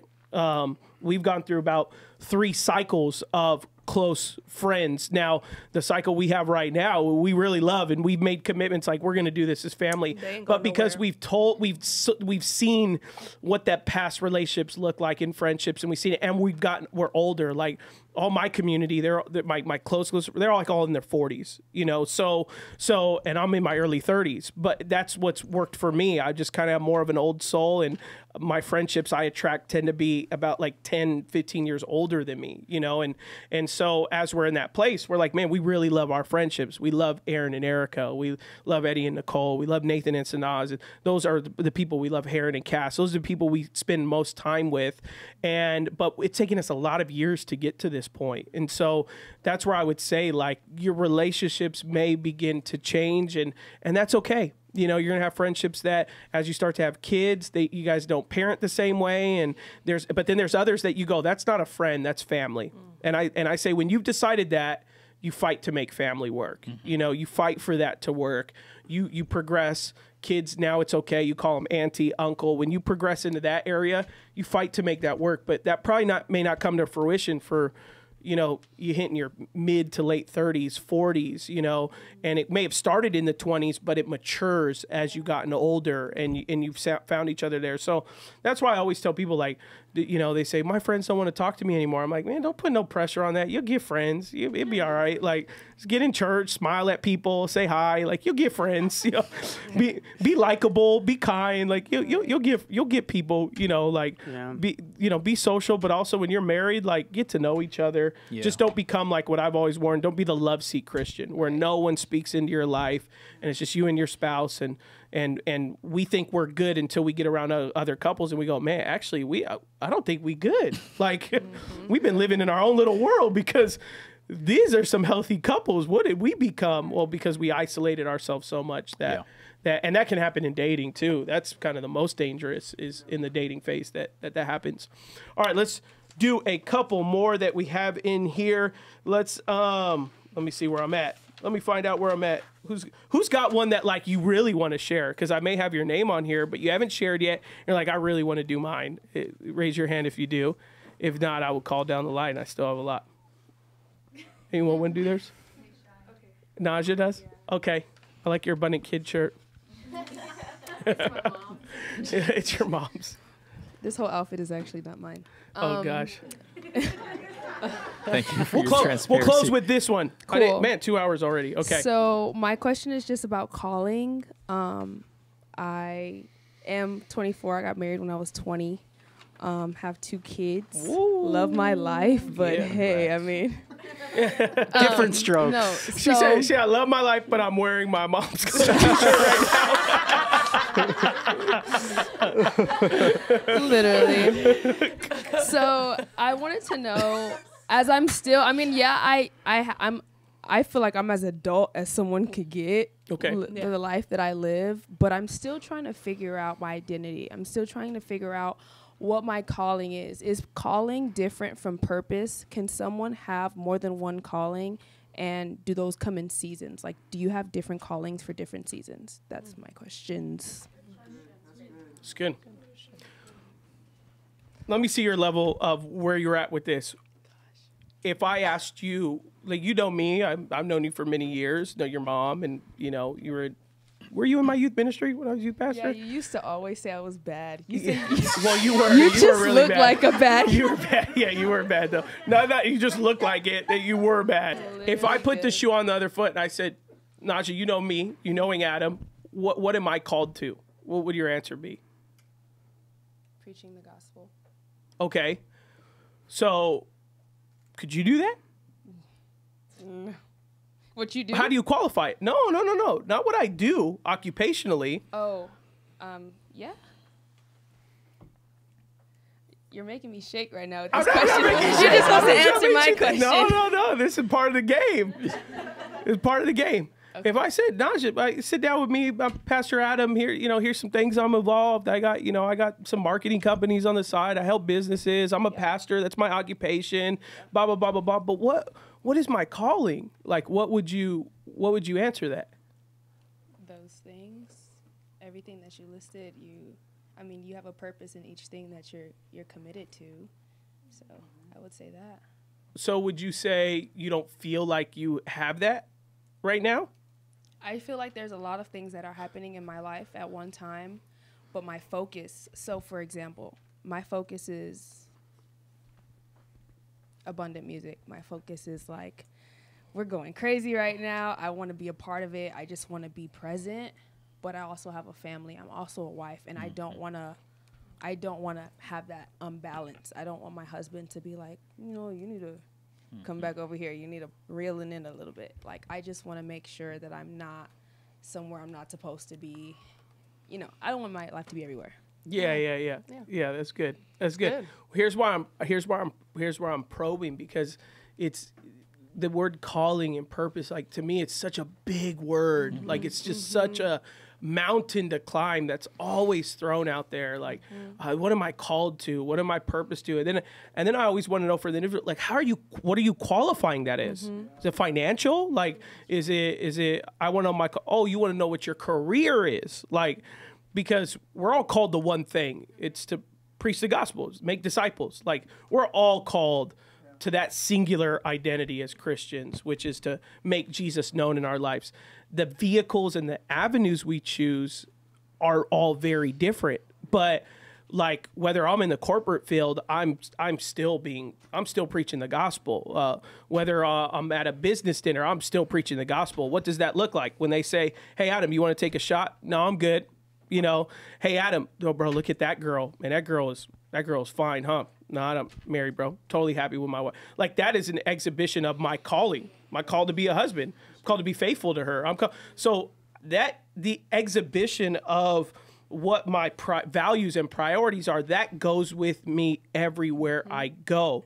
Then you qualify it. Well, what brings me joy and what brings us financial fulfillment? Like, those may be two different things. Yes. And so that's why if you're married, if you're single, I say, pursue your job. If your job isn't your joy, find time for your joy. Like, find those things and live your calling and your purpose within those things, which is to do everything in excellence, do everything the best of your ability, not in the sense of sacrifice everything around you, because that's what the world would say. Like if the world was talking to a young man, it'd be like, bro, your kids will always be there. I once heard this like successful, wealthy guy say like, well, you know, the day my kids are going to thank me when I, you know, buy them their first house. I don't go to none of their games. I don't go, but they'll be good once they see how much I won financially. And I'm like, bro, no, they not. Like, they're going to take that house and never talk to you again. That's what's going to happen.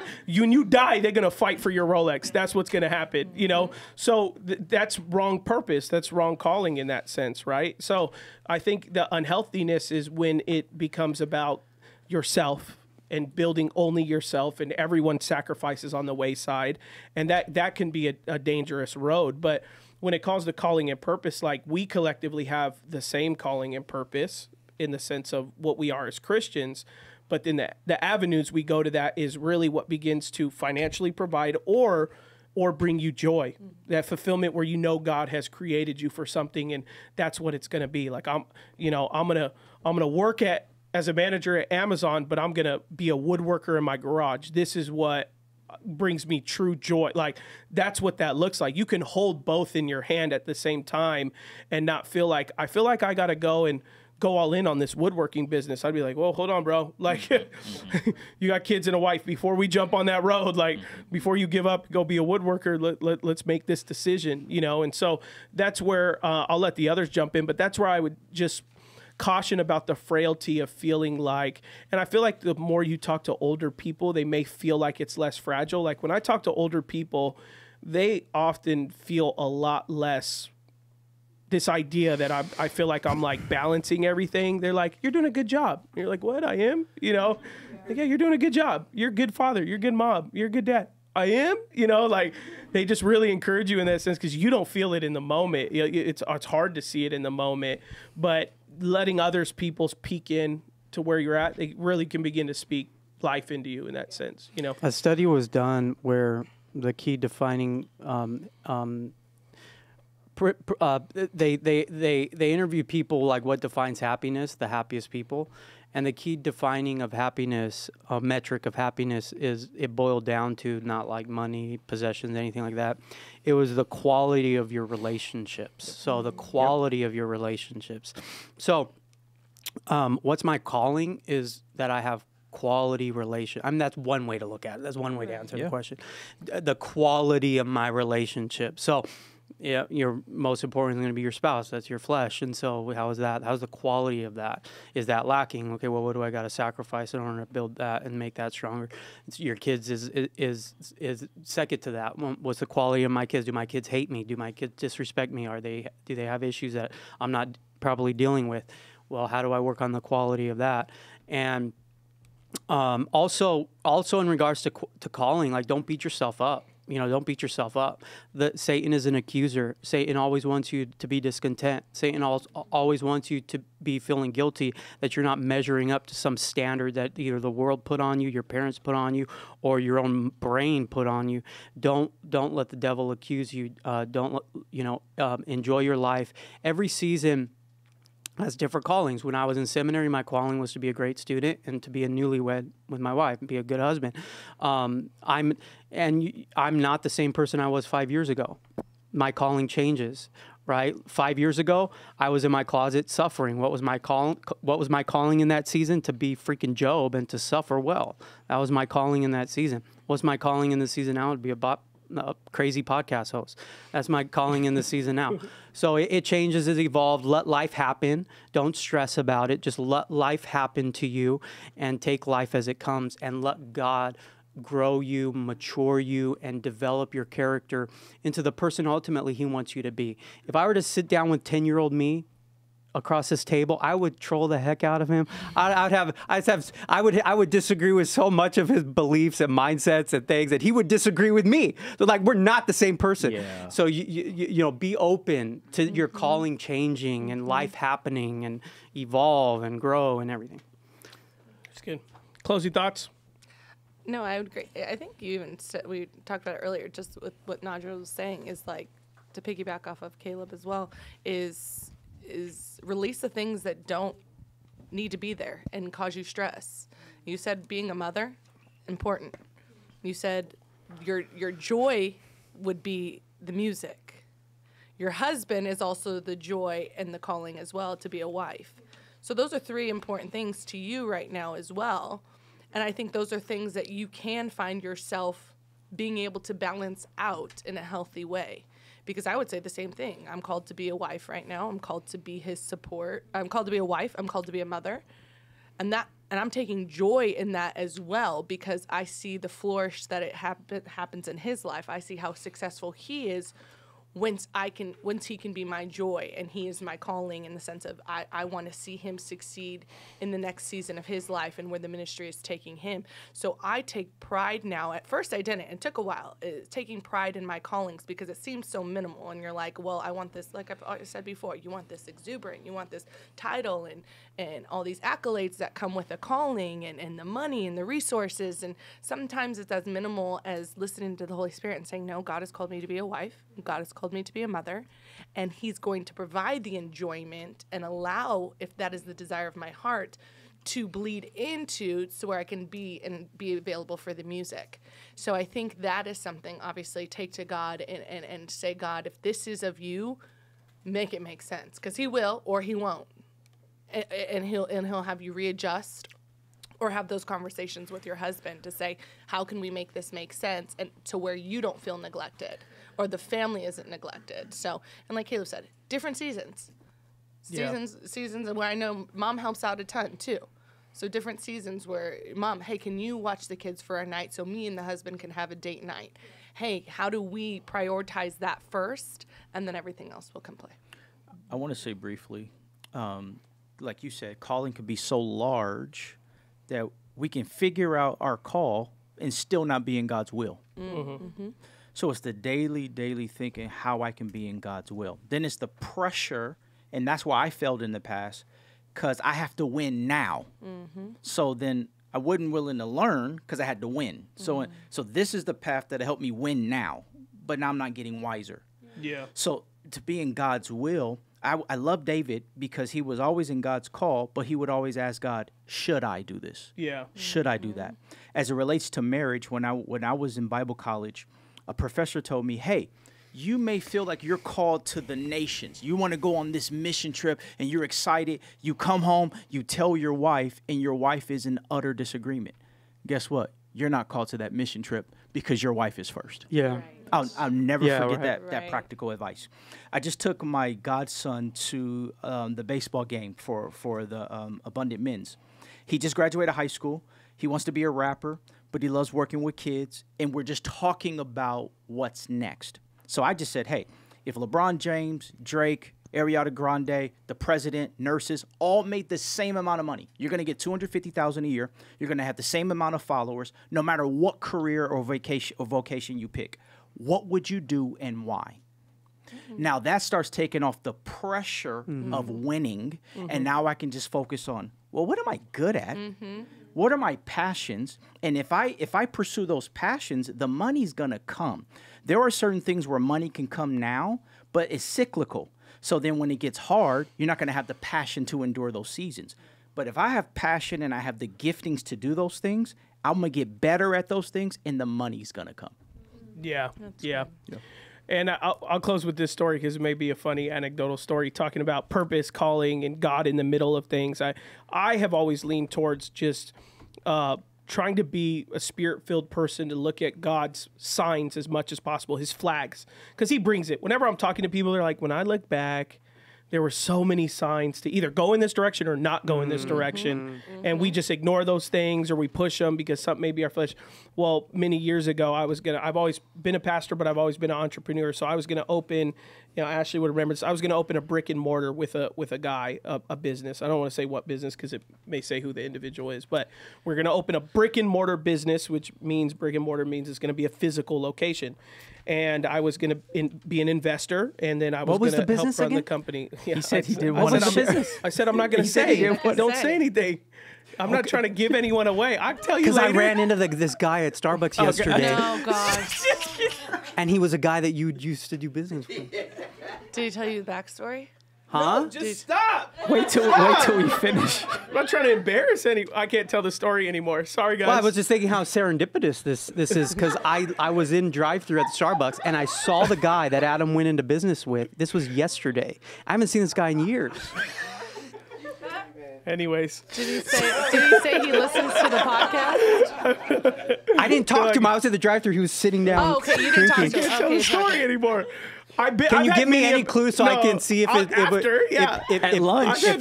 I've had many business associates, so I'll tell you later. We do it later.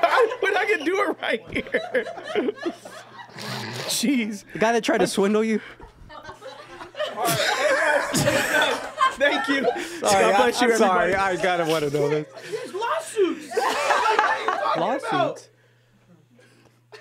There's a thing called defamation that can be done. As long as you don't say his name. No, that does not mean as long. Okay, hey, Corey, I'm you, genuine. No, bro, I ran into this guy at Starbucks yesterday.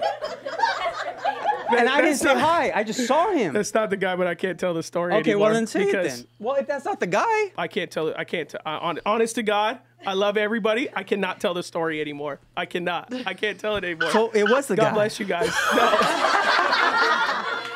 Cut. You guys see what we deal with? Can you tell another story? Can you tell the one about when you wanted to preach and you wanted to launch a website? No, that's a good one about calling and waiting on the signs. I don't know. The Corey said he already ended the show. Okay, God bless. Oh my God. God bless you, everybody. Next time.